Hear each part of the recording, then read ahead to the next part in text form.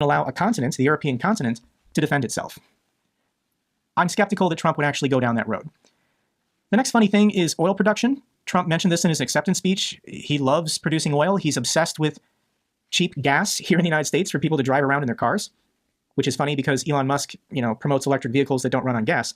But you can look at U.S. oil production the last time Trump was president. He took office in 2017, and like a rocket ship, oil production in the United States went up.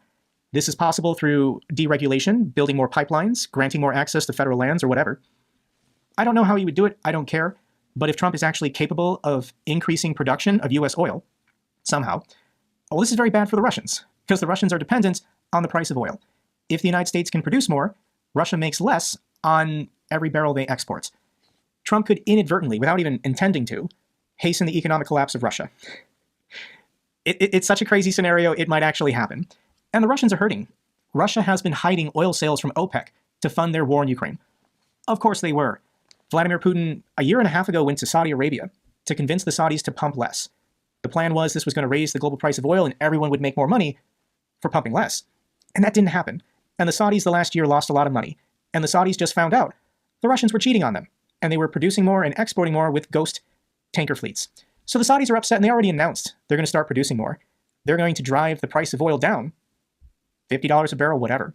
This is bad news for the Russians. The next one is very bizarre, but Trump's economic plan is insane, and it's not going to work.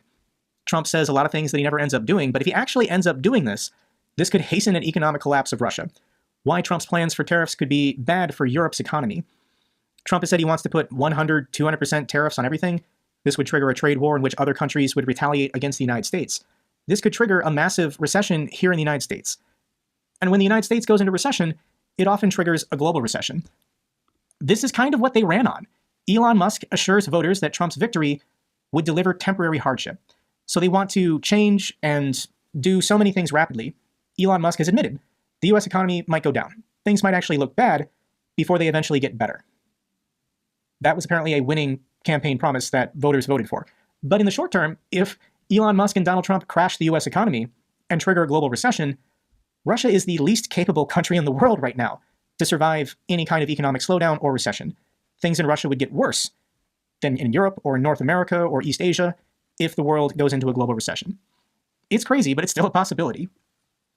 Case in point, Russia's central bank signals very likely December rate hike. So the interest rates are already at 21%, and they're going to go higher in Russia. What does this mean? The maximum level of mortgage rates in major Russian banks has reached 43%. If you want to buy a home or an apartment, can you afford a 43% interest rate? I'm currently paying 7%. That feels like a lot to me. So the Russian economy is in a downward spiral. It just gets worse every single day.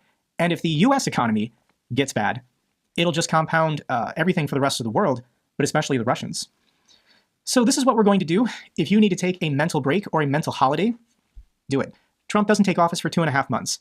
And I am no longer going to talk about what Donald Trump might do.